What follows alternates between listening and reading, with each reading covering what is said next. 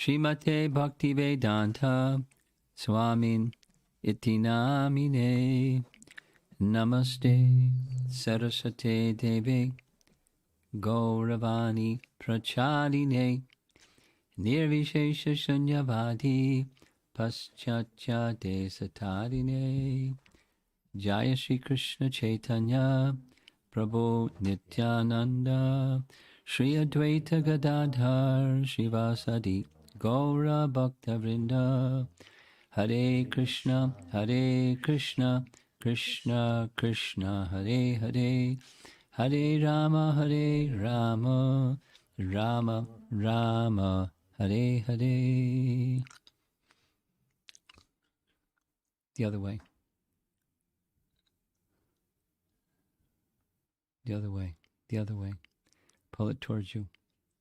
Pull it towards you. More. Almost. Okay, great. Almost.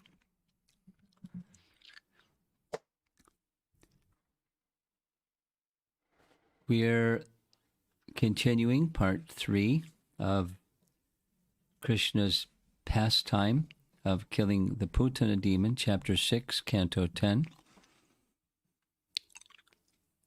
And this morning we heard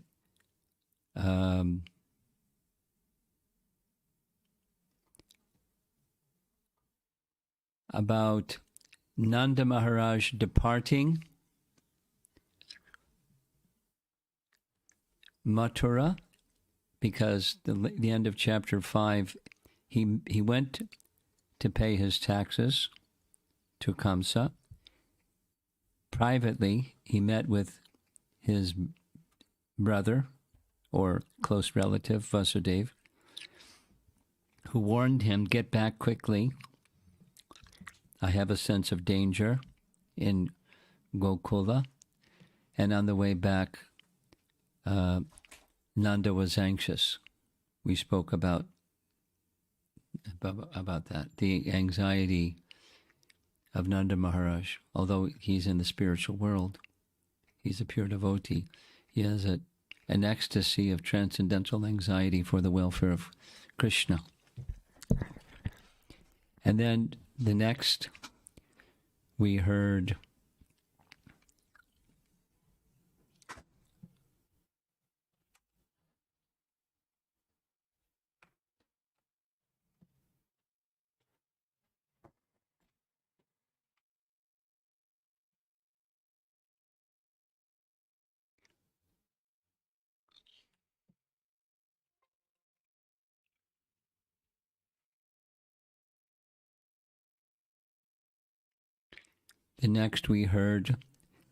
Kamsa, Putana was sent by Kamsa.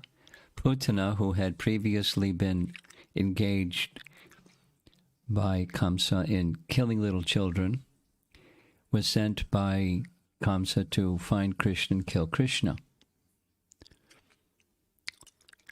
And that's where we left off. And now we're going to hear a description of Shukadeva Goswami recognizing the soft-heartedness of Maharaj Parikshit, feeling, oh no, children were being killed because of Krishna's pastime?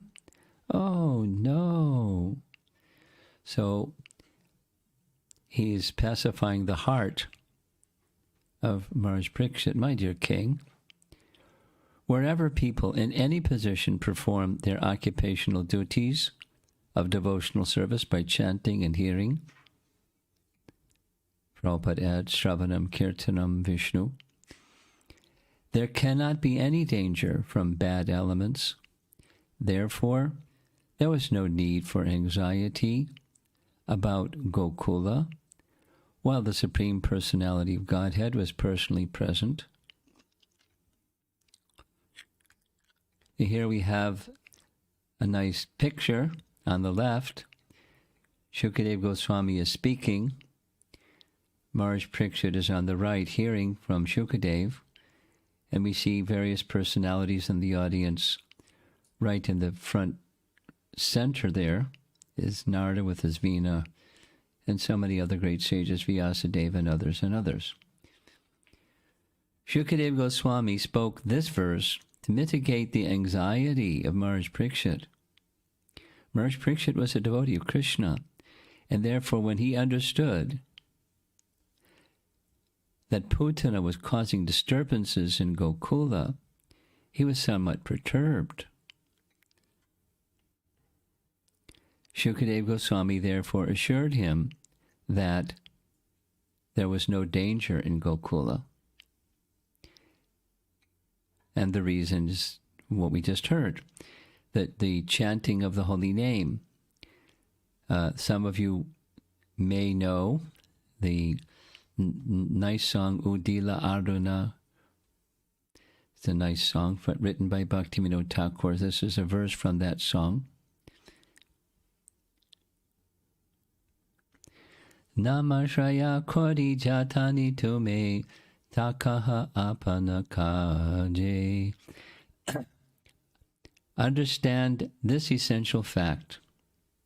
Life is temporary and full of all kinds of miseries, so take shelter of the holy name as your only business. That's, of course, Lord Chaitanya speaking, or the Bhagavatam speaking, and Shukadeva Goswami is giving the same assurance. The world that we live in is filled with misery. We saw the verse in the morning session. Ashashvatam. It's limited and temporary and filled with misery. Here's Jiva Goswami. It was said that Putana killed children.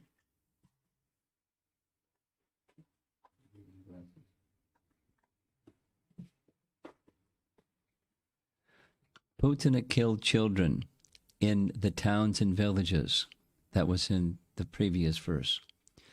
What happened to Nanda's boys, one may ask? He's killing children.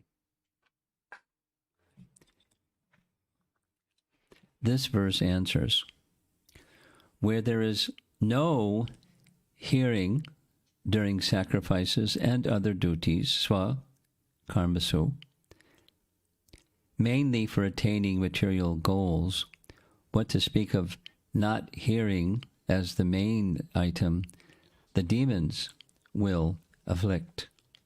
And then conversely, there's Jiva Goswami, the author of this, hearing about the devotees, sattvatam, destroys the demons.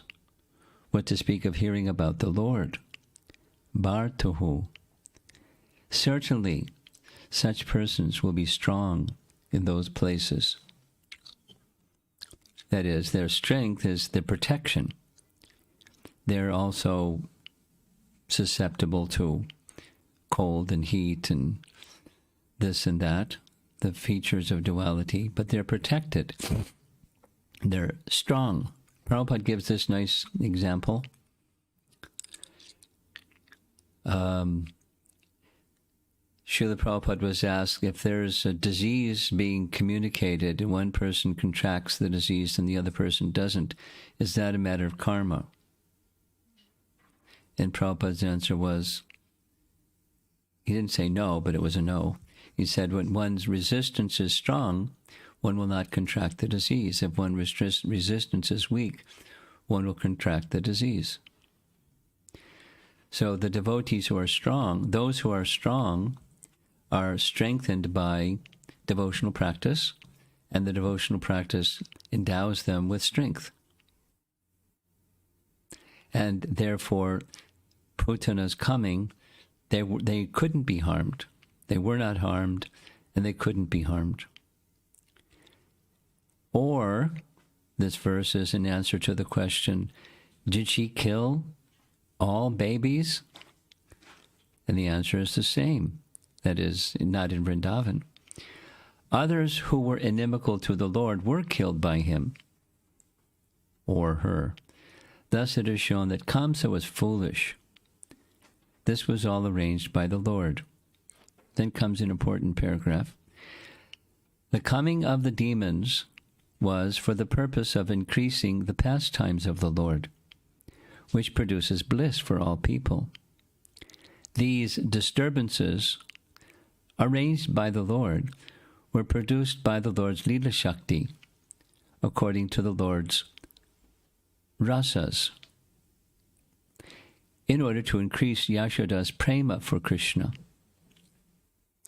The Lila Shakti is composed of Shri, Bhu, and Lila. These three Shaktis of Vaikuntha are well known in the Padma Purana. This Shakti is described as Tulasi and Vrinda in the Kartik Mahatmya of Padma Purana. She is called Vrinda in Krishna's pastimes and lives in Vrindavan. So, let's spend a little bit of time with that interesting paragraph.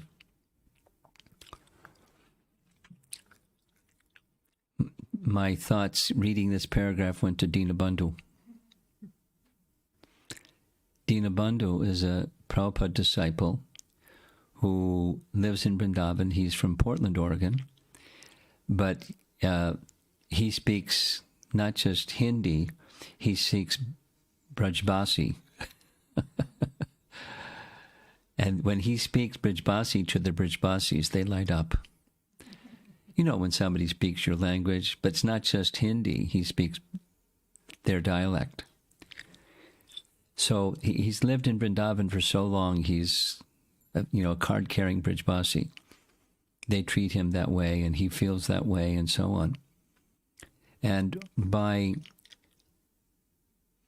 Krishna's arrangement, Radharani's arrangement, he made a friendship with a sadhu who had the original deity of Vrindadevi, that when many, many deities were taken from Vrindavan for protection by Jai Singh to go back to Jaipur, Vrindadevi wouldn't go. She became too heavy, she wouldn't go. She wouldn't leave Vrindavan. The deities left Vrindavan, but she wouldn't. So this sadhu had care of Vrindadevi, and he respected Dinabandhu so much that he made an arrangement for Dinabandhu to give care to Vrindadevi. And Dinabandhu has a little temple now, just near, because where Vrindadevi resided is very near the Rajasthan border. She wouldn't cross outside of Vrindavan because the Vrindavan borderline on the other side is Rajasthan. She wouldn't go. It's not like she was against Rajasthan. She didn't want to leave Vrindavan. She belongs in Vrindavan. So that's Vrinda, who is in Krishna's pastimes and lives in Vrindavan. And this paragraph by Jiva Goswami is saying she is the Lord's Lila Shakti. And so what does Lila Shakti do? Lila Shakti arranges the Lord's pastimes. She is Krishna's potency that arranges Krishna's pastimes. There are other terms for Lila Shakti, but often our acharyas use this term, Lila Shakti, and now he is a little expanding of what that Lila Shakti term means. Sometimes it's internal potency, sometimes it's spoken of as Yogamaya. Of course, Purnamasi is Yogamaya and Vrindadevi is not Purnamasi. They're two different persons, but they have very similar functions, arranging for Krishna's pastimes. So what the paragraph is saying is Putana is coming, and for that matter, all of the demons, they're coming to take part in Krishna's delivering them, was not, as we said in the morning session, I'll probably be saying it many other times, it's incidental. Killing of Putana is incidental to Krishna's pastimes. The killing of demons is incidental. What's primary is the exchange of loving relations with Krishna's devotees. Here, Mother Yashoda's name is mentioned, to increase Yashoda's prema for Krishna. So Lila Shakti arranged for Putana to come, to enhance, increase Yashoda's prema for Krishna. Not only Yashoda, of course, Nanda, and for that matter, everybody in Braja will hear as the pastime unfolds. But she, Lila Shakti, has these three parts, Shribu and Lila. We don't so often speak about them in ISKCON because the reference is from Padma Purana. In Padma Purana, they definitely, in Sri Vaishnavism, Shri and Bu are major elements of their deity worship. Shri and Bu, both, often you'll see a deity of the Supreme Lord Narayan or whoever, and Shri and Bu are there. Shri Devi, Bu Devi. They're there. And the Lord is worshipped through the Shri and Bu Shaktis. As far as Krishna's pastimes in Vrindavan, she's known as Vrinda. Vrinda is, so saying it again, Vrinda is Lila Shakti, simply to produce bliss or stimulate bliss that's already within living entity, and in relation to Krishna, it's stimulated to the max, and that's what she does. So we can say Krishna arranges, and we can say Lila Shakti arranges, we can say Vrinda Devi arranges, and it's saying the same thing. And is it possible? So now back to the verse itself. Is it possible for the residents of Vrindavan who have full shelter in Krishna to be actually literally put in danger by these demons that come? No, because they're under Krishna's protection. It's under the Lila Shakti's protection. So if someone asks, what did she kill? One answer, there can be other answers, but one answer is absolutely not possible. Because they're protected by Krishna. Here's a further description by Jiva Goswami in his Bhakti Sandarbha. You see the reference here. Bhakti removes fear of wicked jivas. And this is his example from Canto 7. This is the Prahlad Maharaj story.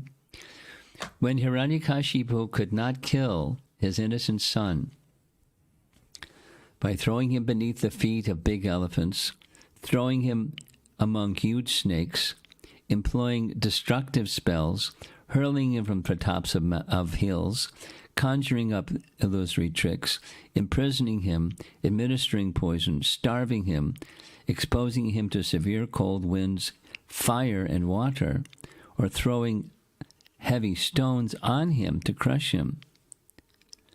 He began to contemplate the situation deeply. He did not succeed in killing him. Now, how did that happen? I mean, it's not necessarily going to happen for us. If any one of these things happen, we're thrown in fire, we're likely to burn. But Prahlad was protected because he had, in fact, implicit faith. And because of that implicit faith, he remained not only fully protected, but also fully fearless.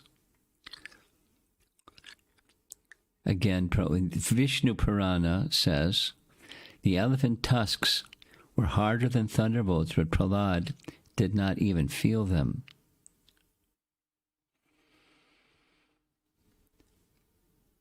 So, Prabhupada continues from Narada Purana. When a person worships Vishnu, there are no obstacles, no wicked kings, no thieves, and no illness. Pretas, Pishachas, Kumadhas, Bala, Grahas, Dakinas, I don't know who those people are. Rakshasas do not obstruct the worshipper of Vishnu. Now, Rakshas, in Ramayana, the Rakshasas certainly caused problems, but they ultimately were not an obstacle.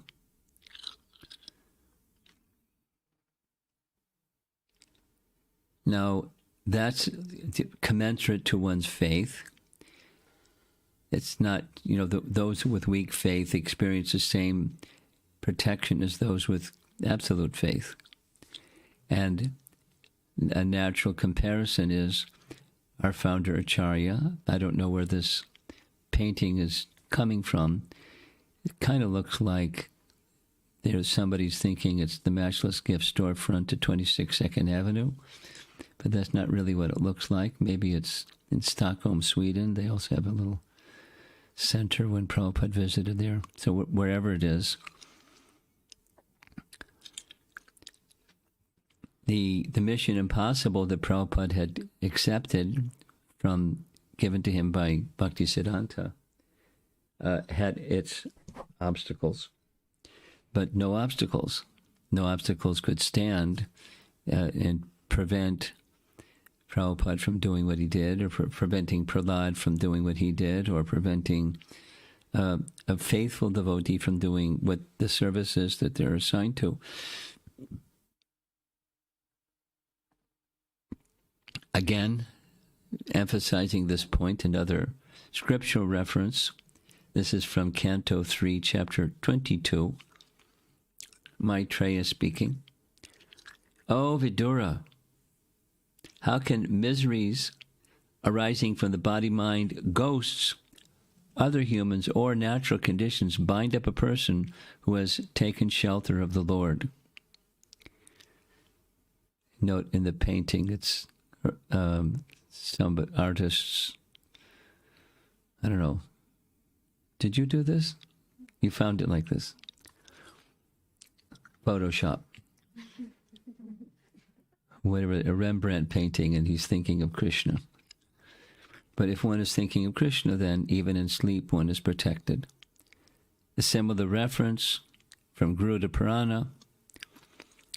When a person's mind is fixed on Vishnu, the cursor of Durvasa Muni, and the thunderbolt of Indra cannot harm him. When a person's mind is fixed on Vishnu, the curse of Durvasa and the thunderbolt of Indra cannot harm him. So that painting, that's Maharaj Ambarish, who's the object of anger of Durvasa Muni, who created this fiery demon that you see there. Nice painting. And was directing the fiery demon to kill Maharaj Ambarish, but the exact opposite happened. The fiery demon was killed by Sudarshan Chakra, because Sudarshan Chakra was protecting the Lord's devotee, Maharaj Ambarish. Now, these are extreme cases, but it's expressing the principle. The faith of Ambarish Maharaj is not ordinary, and we're ordinary people, so we don't get involved with thunderbolts and Durvasa Muni.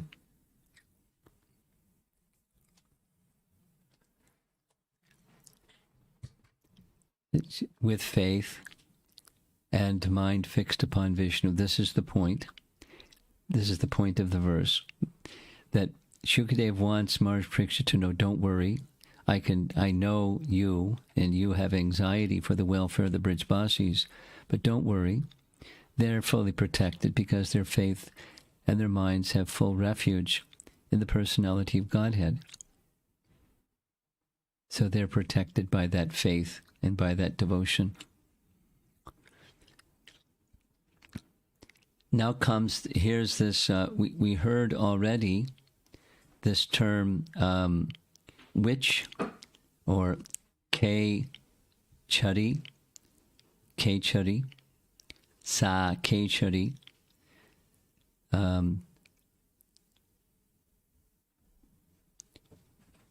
That that's a mystical person. Well, we heard in the morning class, witches can fly on broomsticks. Not only Harry Potter, but witches can fly on broomsticks and go here and there. So Prabhupada had spoken about, even in present time, there are some places that have that. They have mystic power. So Putana had such mystic power. She could move about according to her desire and was wandering in outer space, converted herself by mystic power into a very beautiful woman, and thus entered Gokula, the abode of Nanda Maharaj. Okay, that's Putana the witch, by the way. Looks like the Mardi Gras in New Orleans. Vishwanath Chakravarti Thakur writes in his commentary, to enact the pastime of killing Putana, Krishna's Lila Shakti inspired Putana to enter Gokula, as if invited by death to be killed. With this intention, the verse is spoken. So this is just repeating something from the previous verse. It's Krishna's Lila Shakti that's bringing about all of this. And it's charming. Not killing isn't charming, but the pastime of Krishna's potencies moving the way that Krishna's potencies are moving, and especially as the story unfolds, it's quite amazing. So he summoned her to come to Gokula through his Lila Shakti, and she followed that summon. And one evening, Putana entered Gokula by flying through the sky. Utpatya. By mystic power, Putana took the form of a beautiful woman. If you remember from the Sanskrit that was highlighted, this Yoshitva. So we're going to hear more about her, the features of her beauty.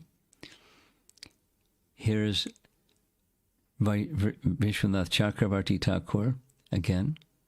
All the Brajbasis were so much enamored by Putana's beauty that they gave her access to all the houses in town. But don't worry, she didn't kill anybody. Though the Lord's illusory potency had no desire, by the will of the Lord, Putana displayed her illusions just like a magician to bewilder the eternal devotees of Braja and to unfold the transcendental pastimes of Krishna. So this is Lila Shakti acting upon the residents of Vrindavan. So question A or B, the residents of Vrindavan are influenced by Mahamaya. B, the residents of Vrindavan are influenced by Yogamaya. Yogamaya. That was an easy one. We heard it earlier. There's no contact with the material energy for the residents of Vrindavan. No contact.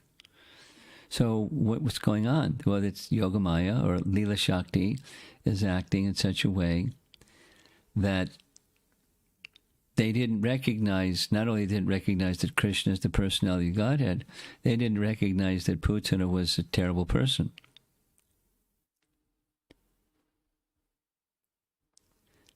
Magic tricks of Lila Shakti. Jiva Goswami writes, she went at night, according to Parashara and Vaishampayana, flying in the sky. Because she was of ferocious demeanor, she transformed herself into a woman. Now, compliments of Hari Parshad, he has access to different commentaries, and the following is a commentary by Sri Vallabhacharya. Everybody here knows who is Sri Vallabhacharya, right? You know. No. Another line, the Pushti Margas in Vrindavan, you've done Govardhan Parikrama, right? So when you go around Govardhan Hill and you're going up the west side, they have a place where they're pouring milk on what they call the tongue of Govardhan. And that little village right there is a Pushti Marg village. Pushti Margas are followers of Vallabhacharya, who was a contemporary of Lord Chaitanya, described in Chaitanya Charitamrita. And he was a great author, a great devotee. And his group, his followers, are called Pushti. Pushti means nourish. And they're particularly fond of the childhood pastimes of Krishna. So he wrote a commentary on this pastime. And in his commentary on this pastime, it speaks of the astrological dimension, which was, I'll just read it. Krishna's birth was during the auspicious constellation named Rohini, that we know from the Bhagavatam. Krishna did not want Mother Rohini to feel, I did not take birth from your womb. For this reason, Krishna chose Rohini as the nakshatra. This is Sri Vallabha's commentary. In this way, both mothers will feel that Krishna has some direct connection with them. The 6th day after Rohini Nakshatra was the inauspicious Nakshatra Ashlesha. I don't know anything about astronomy, but Sri Vallabha does, or Vallabhacharya does.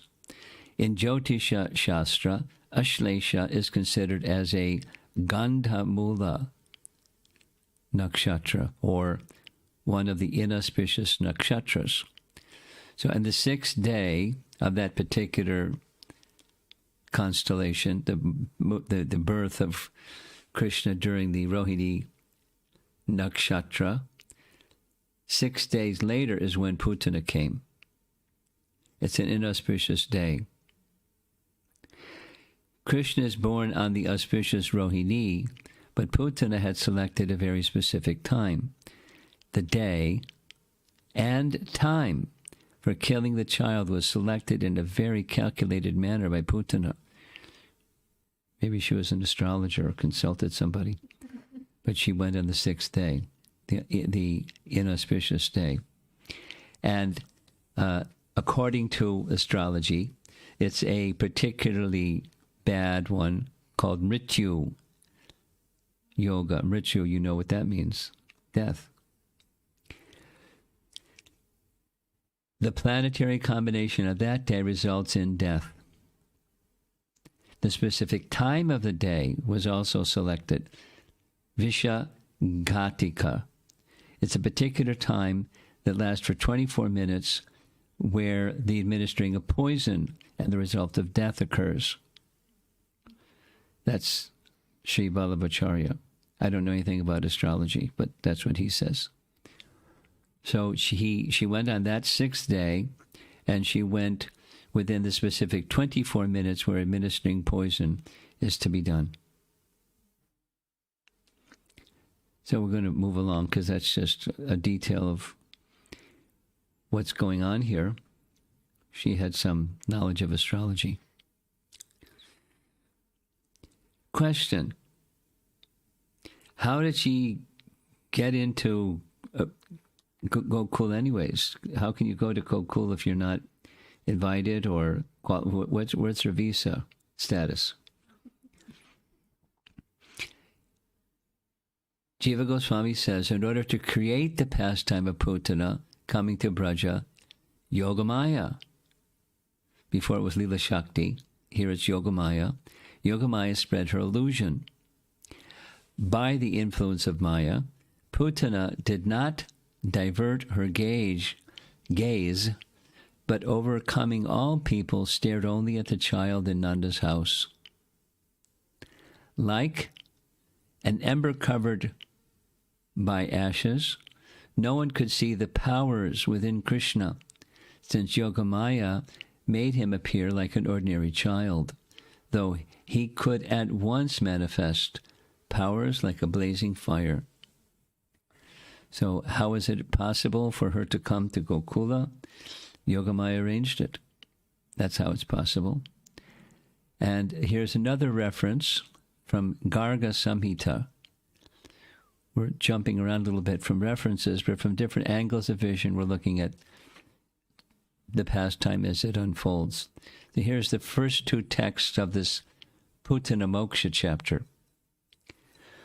While Nanda was in Sri Mathura to ask about Vasudev's welfare, to pay his tax to the king, and to describe his son's birth festival, the murderous Putana, sent by Kamsa, was traveling among cities, towns, and cowherd villages, making a menacing, rumbling sound. Coming to Gokula, which was filled with many gopas and gopis, the demoness assumed the form of a splendid 16-year-old girl.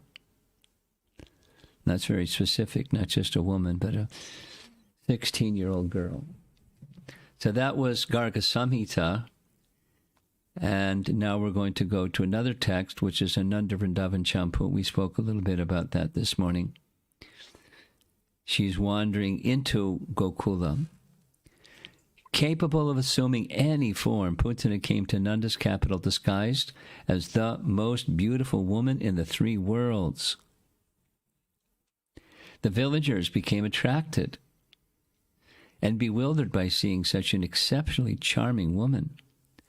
In this way, Putana astonished the minds of everyone with her superbly enchanting form. Doesn't look so enchanting in that painting. But she changed her shape, don't worry. Putana entered Gokula, the residential quarters of Nanda Maharaj, without permission. Dressing herself just like a beautiful woman, she entered the house of Mother Yashoda, like a thief, executing his nefarious plan. That shameless woman, Putana, her heart full of cruelty and ignorance, courageously entered the house. So very different styles of painting. This is, I don't know, there must be a name for this style of painting. Very different. So she's getting ready to do what Prabhupada has called her nefarious duties. It was already her thing, and Kamsa assigned her to her thing. So then it became her duty on behalf of the king.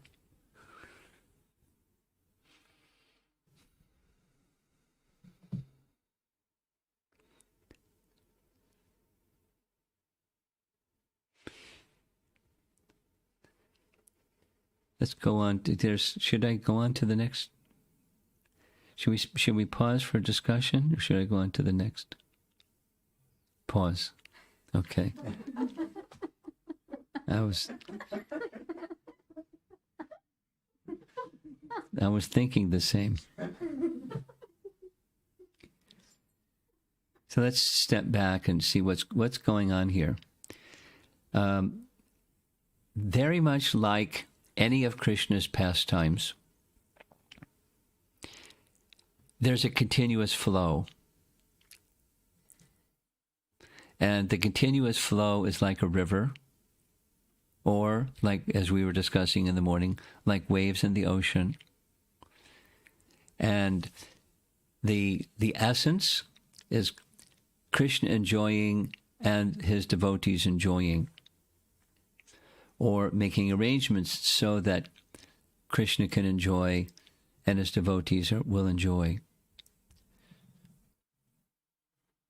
And to arrange for all of that, events flow one into the next, emotions flow one into the next, and everything is full of surprises.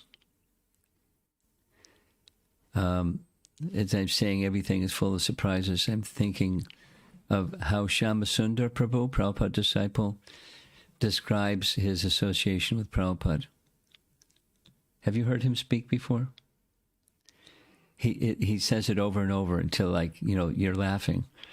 What he expected always from Prabhupada was something magical. whenever he went into Prabhupada's presence, he was prepared. It's going to be something magical. And sure enough, it was something magical. And then he would describe this magic, that magic, and the other magic. And it was like that. So what to speak of Krishna? One of the examples that I like a lot, compliments of Jiva Goswami, he makes it really easy to follow, is Krishna wanting to be scolded by his mother. So when he did his mischievous butter-stealing pastimes, she didn't scold him. The worst it got was she hugged him and said, "Why do you do this?" And he would, speak back. He, although he was very little, he would be very eloquent and speak something. So finally, he, chose to do something she'd really get on his case for. He ate dirt. And whether he ate dirt or didn't eat dirt, there's different views. It was a lie. It was just a pastime. Or he ate dirt, and there's a nice commentary that says why he ate dirt. But in any case, when Mother Yasoda looked into his mouth to see if it had eaten dirt, she was on a series of waves of ecstasy that went from one verse. Of course, it's just giving, snapshots. Probably it could be, 50 verses instead of 8. But there's some 8 or so verses that this bhava rises, and then that subsides, and then another bhava rises, and she's absorbed in that, and then that one subsides, and yet another one comes, and then that subsides, and then another one comes, and she's giddy by the time it's over. She's experiencing Vatsalya rasa, moved by different bhavas, because the nature of rasa is a mixing of bhavas in complementary as opposed to conflicting, or rasa basa, a non-mixing bhavas. Anyway, this is like that. He's just 6 years old and he's already at it. He's asleep, apparently. And here comes someone that wants to kill him. And a whole series of things that are going to happen, although he has his eyes closed. He knows exactly what's going on. And he does exactly the right things. And the result of which is increasing the ecstatic love of all the residents of Vrindavan. Because when she dies, her body resumes its previous Rakshasi form, and it's huge. How many miles long? 8 miles long? 8 miles long? She had a big body. But, she assumed a human-like size form with such beauty that everyone just let her go wherever she wanted. We'll hear some more. That's coming next, that form that she displayed. And so it's just Krishna's potencies are moving the activity along, transcendental activity of Krishna's pastimes, moving along, and the emotions that he's feeling, and the emotions that she's feeling, and the emotions that the residents of Vrindavan are feeling, it's just enhancing their ecstatic love for Krishna. One thing after the next, after the next.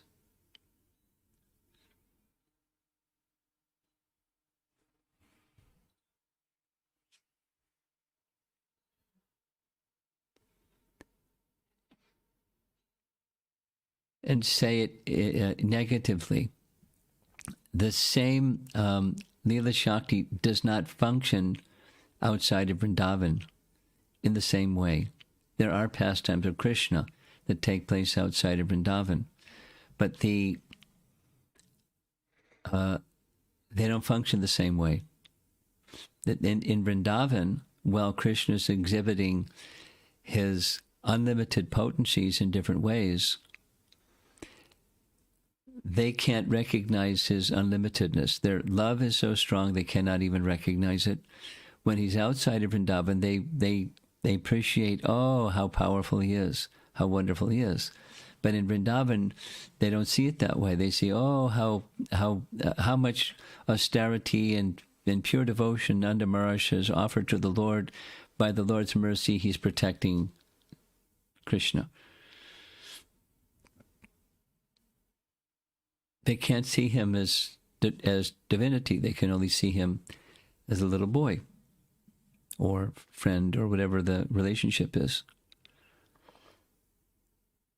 Now, the focus starts with, as with other of his childhood pastimes, with his mother and father, because Nanda has gone off to pay his taxes and he comes back. When he comes back, the whole pastime has already occurred. So that causes a certain kind of affection in him and so on. So we'll see as the chapter rolls on. So we've gotten as far as the first 4 verses. Let's see if there's some discussion. Do we have a microphone? There's a microphone. Anyone that would like in a room, we'll start in the room and then we'll go to online. And it gives the online people a chance to send some message. You have something?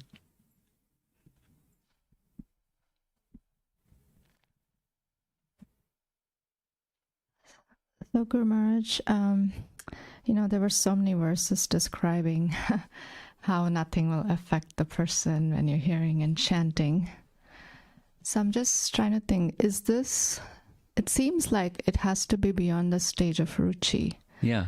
Because ruchi, we hear how it has a couple of symptoms that one is completely beyond fatigue and hunger and, yes. bodily demands. Yes.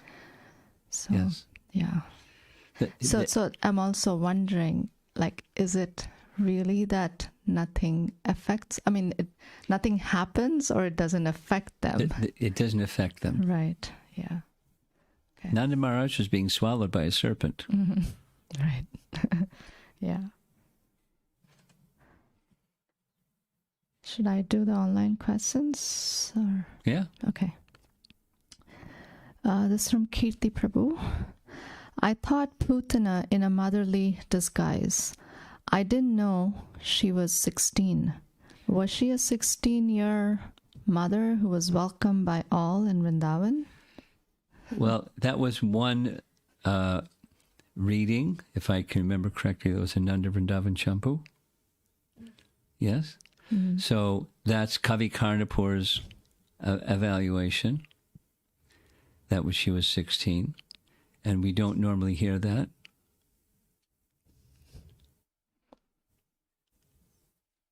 Okay? So then the very next purport was she was a beautiful lady. Doesn't specify 16. Looking for the reference, but I can't find it.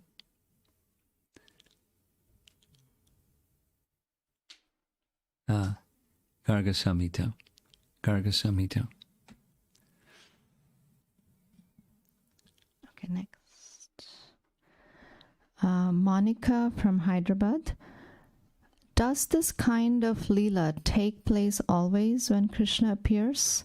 For example, Putana entering and trying to poison Lord Krishna. Any specific pastimes that manifest again and again, like this one? What Prabhupada has explained is, I'll give a qualified yes, and say it this way. When Krishna performs pastimes, there's variegatedness, yet there's a theme that doesn't change.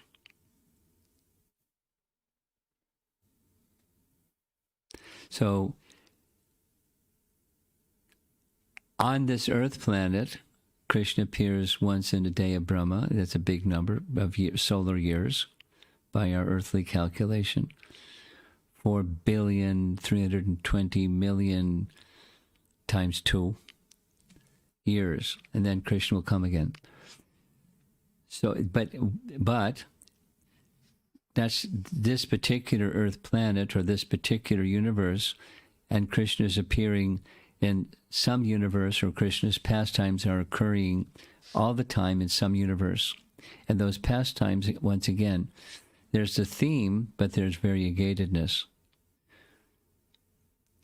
So I think that's responsive to the question. The next is from Yamuna Jeevan Prabhu. Will you kindly share the inspiration to choose this particular pastime for a deep dive during this retreat? Yeah. Somebody said, can you speak on that pastime? And I said, sure. And then it was confirmed by Nina. And I asked, what's your favorite pastime? And she said, Putana. I said, okay, that does it. Confirmed. That was the inspiration. Ratnavali from Atlanta. Question on Prabhupada's comment on suffering.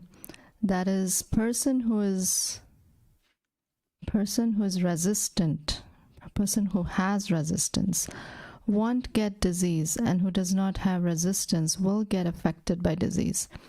If we have strong devotional practice, means we get strength to fight against disease, or disease won't come near the devotees. No, it's not just if your immune system is strong.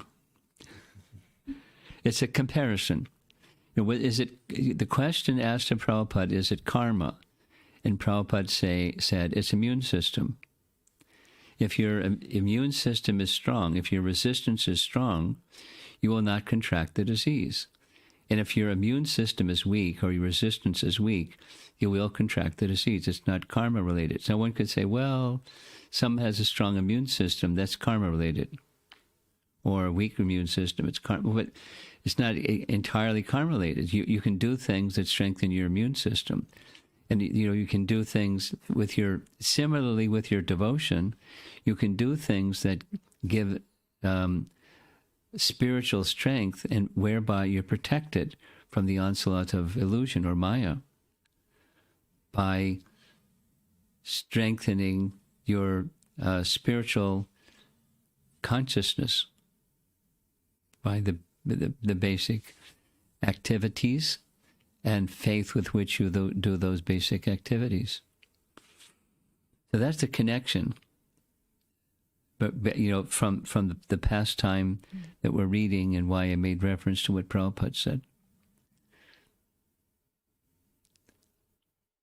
Okay, Sri Kishore Prabhu from Naperville.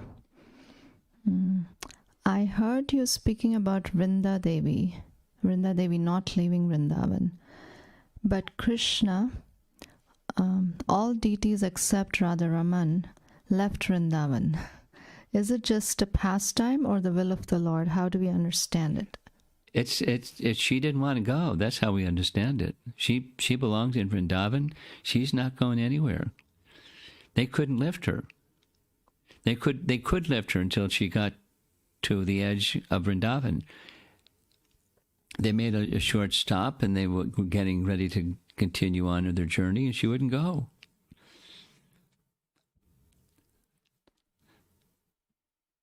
The deities allowed themselves to go, so they went. They were protected, not Vrinda. The next question is from Ajita Nandini Nadeshan.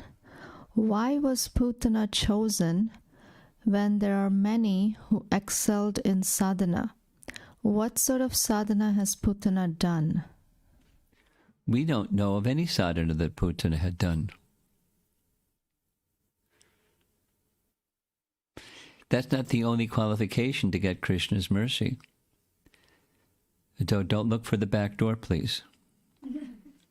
Oh, in that case, let me put down my bead bag and wait for Krishna's mercy. I'll just become the demon that wants to kill him. And maybe, and then, of course, maybe not. He was very special mercy that extended to her. And it's truly causeless mercy. We went over this twice now. Go ahead. Next from Tarani Radha. Guru Maharaj, why do the Vrajavasis, for whom Krishna is their life and soul, feel attracted to Putana? Is this Yogamaya? Yes. Yes, absolutely. Also, is there any difference between Lila, Shakti, and Yogamaya? There must be, because there's two terms. Exactly the difference between the two, I don't have the qualification to say the difference between the two. But just like I mentioned during the class, Purnamasi is Yogamaya, and Vrindadevi is Lila Shakti. So they're two personalities, and they're both involved in orchestrating Krishna's pastimes. Exactly, it's like a Venn diagram. There's some overlap, and there's some distinction. But you can hear Dinabandhu's classes. You probably have heard Dinabandhu's classes, and he talks all about what Vrindadevi does. And then you can read Rupa Goswami's writings and find out what Purnamasi does, and you get a sense of what Vrindadevi does and what Purnamasi does. But they're in cahoots. They communicate regularly on orchestrating Krishna's pastimes for the day. But the Purnamasi seems to have this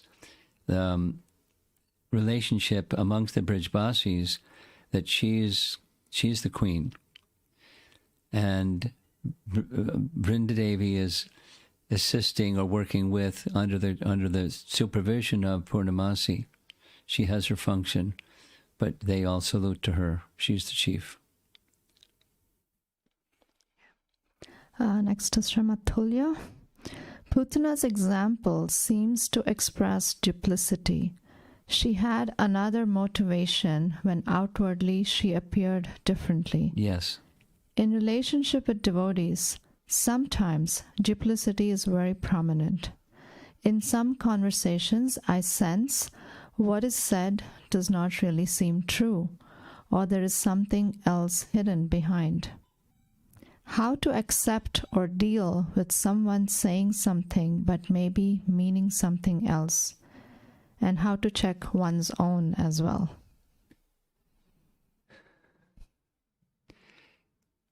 The foremost advice is don't be judgmental. That's the foremost advice.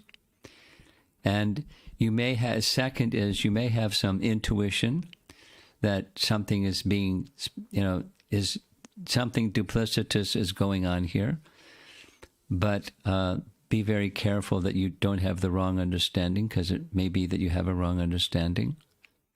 So I'm suggesting be very cautious before jumping to conclusions. But if you have confirmation, when that point in time comes, it's not just intuition or a hunch or a gut feeling, but it's confirmed. Then you have to make some choices. What are you going to say something, not say something, etc., etc., etc. There's many choices, and then you consider what's most appropriate. We had two discussions on this point. It's fine to have more discussions because it's the Putana Lila. She's being duplicitous. And Krishna certainly sees through it. He's not like, maybe, let me check it out. He knows what's going on, and he's duplicitous. So what you do when somebody is confirmed being duplicitous, be careful prior, I'll say it again, don't judge, become very clear whether your perception matches really what's going on, because you probably have had the experience, we have all had the experience, that when we're saying something or doing something, our intentions are misread. The intention is good intention and it's read some other way. We all have that experience. So how would you feel? if someone felt you were being duplicitous when they didn't even bother to ask you. This appeared to me such and such, could you share with me?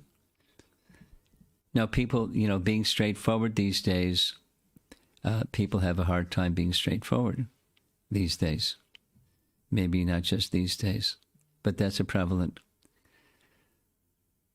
So you have to use your the intelligence that Krishna has given you, how to deal with a situation when it seems pretty certain that duplicity is what's happening here. Then you have to do a little brainstorming in your options. Make sure that at the whichever from the menu you select, that your intention is to be in service to that particular Vaishnav, whatever that might be. And it may be so many things. It may be speaking very strongly and boldly.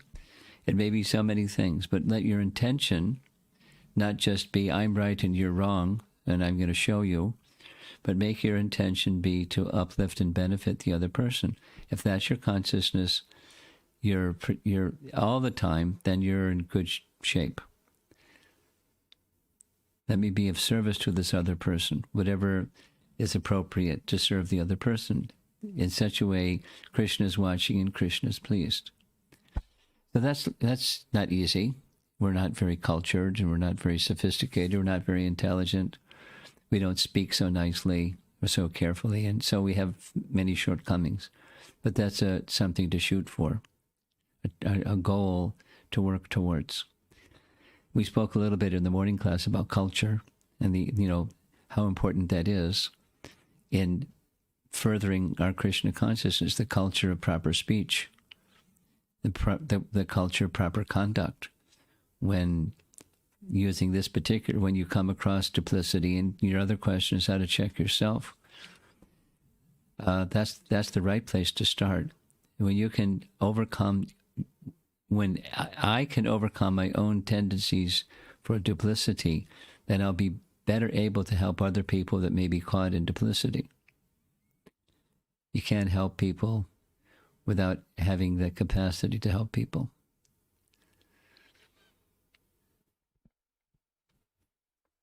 So work on your own tendencies first, is my recommendation. The next question is from Vilasa Manjari Mataji. What exactly in Putana made Brajavasis believe her? What qualities of Putana made Yashoda believe that Putana came to serve Krishna? Does this come under 4 defects that conditioned human beings are prone to? No. Well, what her question is a lead-in for the next class, because the next class covers exactly what she's asking. But, the overarching all of this is the Yogamaya potency. They're under the influence of Yogamaya potency, and so they saw what they saw by the influence of Yogamaya potency. But there are features that she had adopted that was a great asset for the Yogamaya potency to do what the Yogamaya potency did. Next is from Chandana Mataji from Naperville. Could you discuss what are the instructions, learnings for us, struggling devotees, me, from this pastime? Well, that question prompts the final class.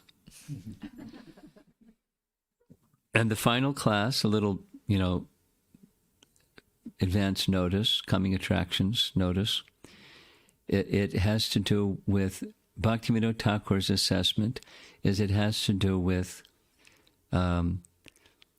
false teachings and false teachers, this duplicity topic.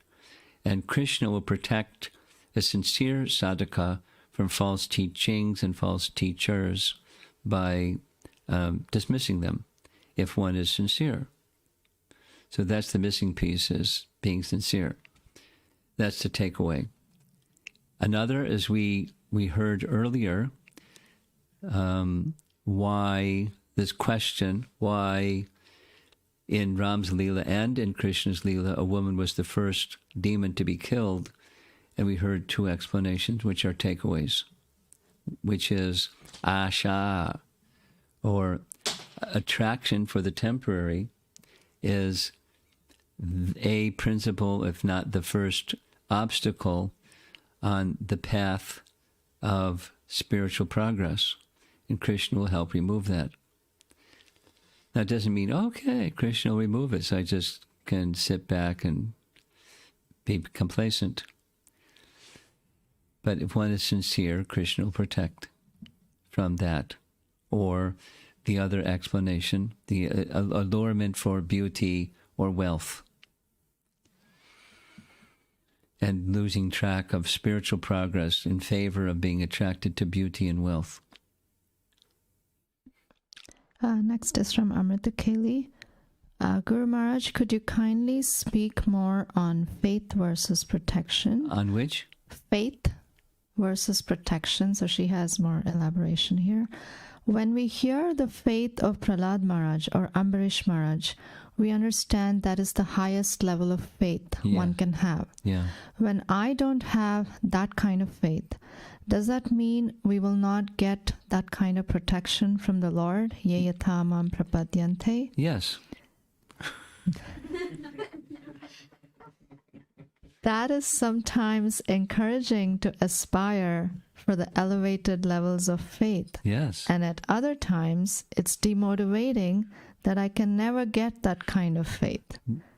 Or is it possible for the Lord to be merciful and protective more than the level of my faith?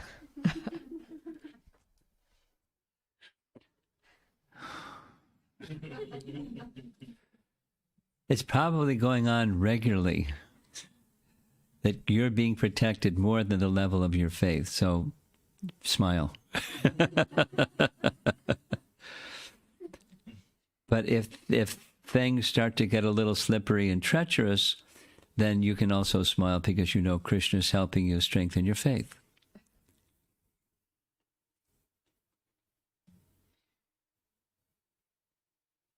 But I mentioned, you know, if you're thrown into a fire, you're going to burn. And Prahlad Maharaj didn't burn. So commensurate with faith. So you can take that as discouraging. You can take that as that's the doorway, and you walk through the doorway. Or strengthen your faith in ways that you know how to strengthen faith. And protection goes up. But in a general sense, something that Prabhupada has said more than once, is the Lord will never test you or put you into a circumstance that you cannot succeed, because he knows what your capacity is. So there may be a stretch, but he knows what your capacity is. So trust in Krishna. You really don't have a choice. I mean, spiritual choice. You make that choice. That's what spiritual life means. Okay, and something more?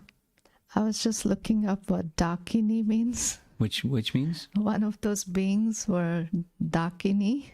Okay. And you said, I don't know who that person is. So I was just looking it up. So Dakinis are energetic beings in female form, evocative of the movement of energy in space. Okay. Dakinis. You have something? Okay.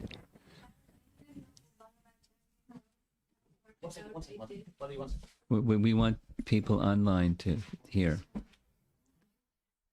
It's for you. She doesn't want. She wants you. Competition. Go ahead. You mentioned that. Okay, you're on. Maharaj, you mentioned that the primary reason for the demons in Krishna's pastimes was to stimulate love of the Brajavasis, and the secondary reason is to get rid of the demonic personality. Yeah, it's incidental. It's the language of our acharyas. Secondary or even, In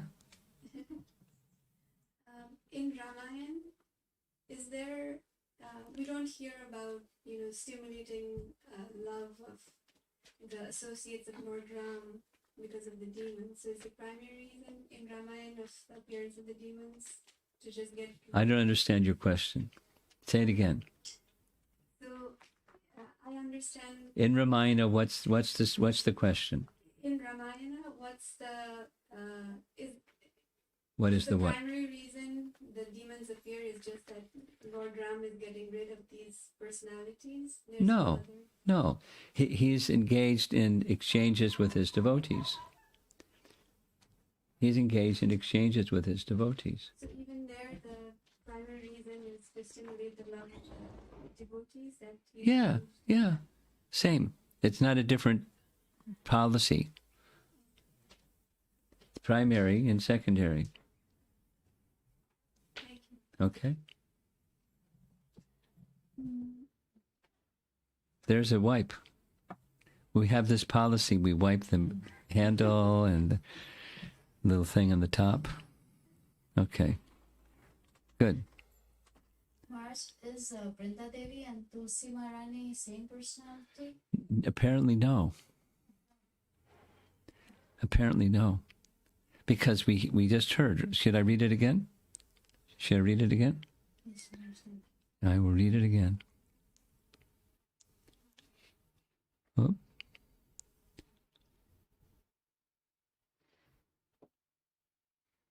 Is this it? No. There. No, that's not it either. Gosh. Where is it?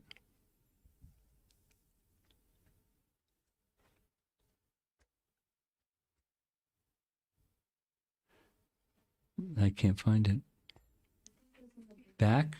Right here. Okay, I'll read it slowly. The coming of the demons was for the purpose of increasing the pastimes of the Lord, which produce bliss for all people. These disturbances, arranged by the Lord, were produced by the Lord's Lila Shakti according to the Lord's rasas, in order to increase Yashoda's prema for Krishna. The Lila Shakti is composed of Shribu and Lila. These three Shaktis of Vaikuntha are well known in the Padma Purana. This Shakti is described as Tulasi and Vrinda in the Kartik Mahatmya of Padma Purana. Now, if we want to get further clarity, we probably need to go to Kartik Mahatmya of Padma Purana. But my reading is, just like there's Shribu and Lila, there's also Vrinda and Tulsi, and those are two not identical. Now, how they're different and how they're the same, maybe they are the same, we'd have to consult Padma Purana. I can't say. And Prema Tarangati is very quickly searching up to find Kartik Mahatmya from Padma Purana. Let's see if she comes up with it. Is that all right? You have something? No. Anyone else? Okay. Anything else online? No? Okay. So stay tuned for the evening. We'll see what Kartik Mahatmya from Padma Purana says. That's where we'll start. Srila Prabhupada ki jai.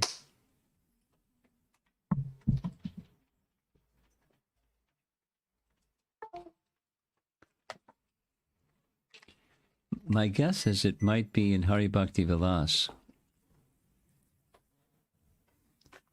Kartik Mahatmya, or some writings of Sanatana Goswami. He has a whole section